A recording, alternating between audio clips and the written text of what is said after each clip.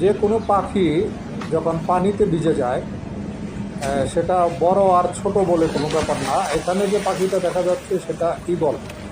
হ্যাঁ, ও সম্পূর্ণ পানিতে ভিজে গেছে। তো পাখি পানিতে ভিজে গেলে যেটা হয় তার পালকগুলো ভিজে যায়। তার ডানা, যে বিশাল ডানার পালকগুলো ভিজে যায়, শরীরের সমস্ত পালকগুলো ভিজে যায়। এটা হচ্ছে অনেকটা তুলার বালিশের মতো। হ্যাঁ, তুলার বালিশ যেরকম পাতলা থাকে কিন্তু পানিতে ভিজে গেলে আপনার যেরকম ভারী হয়ে যায়, অনেকটা সেরকম। ফলে তাকে রেস্কিউ করতে হয়। এই রেস্কিউ টিমটা পাখিটাকে রেস্কিউ করতেছে এবং পাখিটা বুঝতে পারতেছে যে তাকে রেস্কিউ করতেছে, হ্যাঁ, এবং সেও সহযোগিতা করতেছে। তো এই ধরনের রেস্কিউ টিম আছে আপনার কোন দেশগুলিতে সরকারিভাবে বা জনসাধারণ নিজ থেকেও রেস্কিউ করে।